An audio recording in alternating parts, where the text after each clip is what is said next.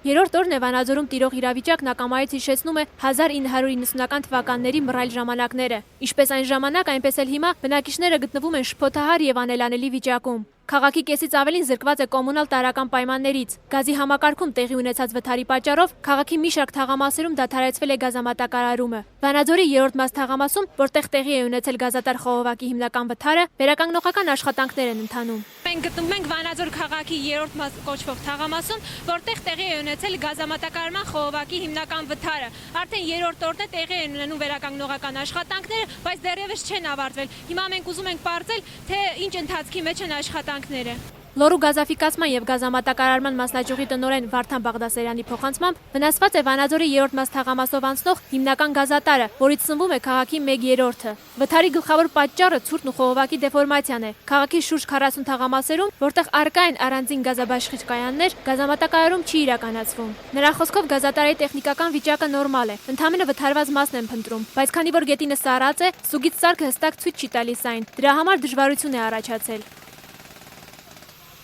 Ձեռք է բերվել համապատասխան տրանսպորտ մեխանիզմներ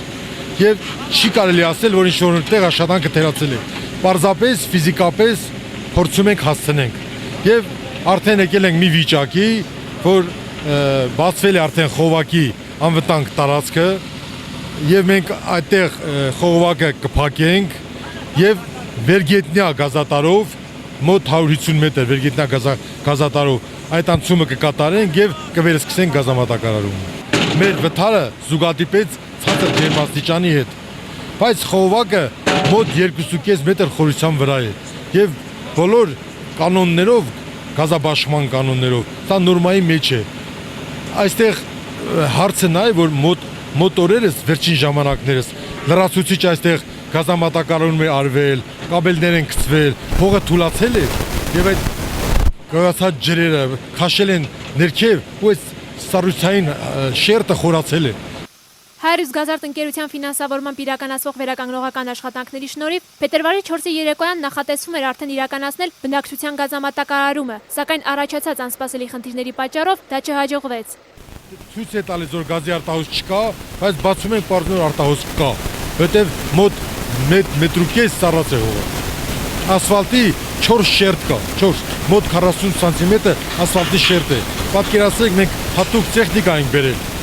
որը այդ մոլոտ է կոչվում, մուրջ, չաքուչ, եւ աշխատանքներ կատարեց 20 րոպեով չասավ։ Եթե չնախատեսված պրոբլեմ չի առաջանա, ժամը 7-ին մենք կվերջացնենք 7-ին 7:10 կվերջացնենք այստեղ մեր աշխատանքները եւ գազատարը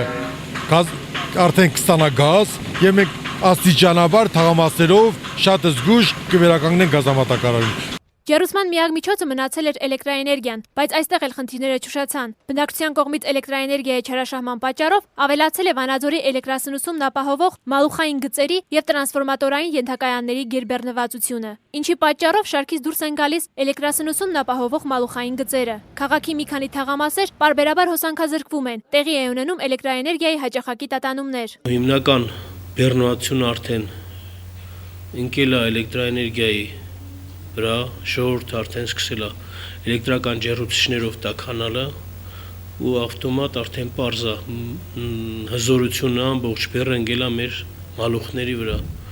Հիմնականում հոսանքազրկում ունեցել ենք դիմաց ուսանողական փողոցում, Իսահակյան փողոցում, վթար եղել է Խնձորուտում, Վանաձոր քաղաքի կենտրոնական մասում երեկոյանից վթարները բոլորը վերացրել ենք, մենակ երեկոյան արդեն ուշ ժամը 1-ի կողմերը գիշերվա մութ տեղ են մնացել 3 ենթակայան, մոտ մի 500 բաժանորդ։ Այսօր արդեն այդ վթարը վերացրել ենք, բայց նորից քաղաք 13 եւ քաղաք 14 մալուխային գծերը էլի վթարվել է։ Բնակչությունը զրկվել է ոչ միայն ջեռուսման նորմալ պայմաններից, այլև հացի խնդիր է առաջացել քաղաքում։ Գազի այնուհետ էլեկտրաէներգիայի խաթարման պատճառով խախտվել է քաղաքի հաց արտադրող գործարանների աշխատանքի բնականոն ընթացքը։ Ինչ է մնում այսքանից հետո անել բնակիչներին։ Ոչ լույս կա, ոչ գազ կա։ Այս երկու իրը կորա կտրել են ու չեն տալի։ Պլիտով էինք տաքացնում, լույսն էլ են կտրել։ Ջուրն էլ մեկ կտրում են, մեկ տալի։ Թամթեշն չմենք էլի։ Որ գազն անջատեցին, պլիտայով սկսեցի տաքանալը։ Պլիտան էլ որ անջատեցին, էլ տաքանալու ոչ մի հնարավորություն չունեն։ Այս երրորդ օրն է, գազը երրորդ օրն է, ջուրը երրորդ օրն է, իսկ էլեկտրոէներգիան էլ երեք մի քիչ ունեինք, այսօր առավոտը ժամը 10-ից անջատել են ու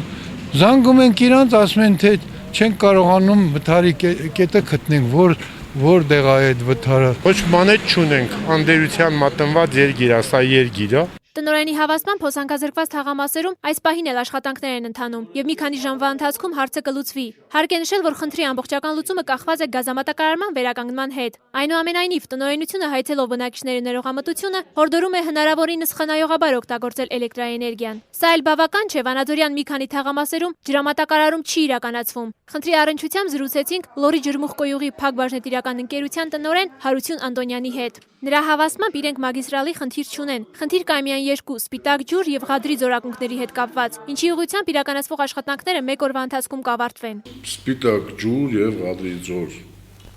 Սպիտակ ջուր, Ղադրի ձոր ակունքները սառած են, լեռնապատն էլ է սառած, մի տղեկ արդեն իջնում են, մոտ 2 ժամից արդեն կարգավորվի կիչնեն։ Վաղն էլ առավոտը բոլոր սպիտակ ջուր, այս բազումն էլ սնուցվում է այդ ջուրը ջրատարից։ Սպիտակ ջուր, Ղադրի ձոր, վաղն էլ այդ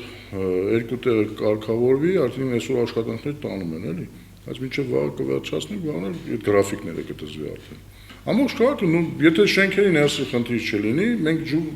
տալիս ենք։ Մենք նույնիսկ եթե շենքերի ներսում խնդիր ալնում, մենք մեքենաներով էլ ենք բանանում, ջուր մատակարարում, որ ասենք բնակիչներն ջուր ունենան, բայց շենքի ներսի խնդիրները դա մենք չենք օգնում, էլի դա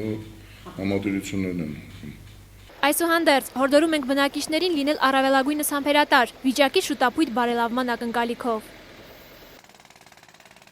Մերիվանյան, Ելենա Սաքանյան, Լորի հեռուստաընկերություն։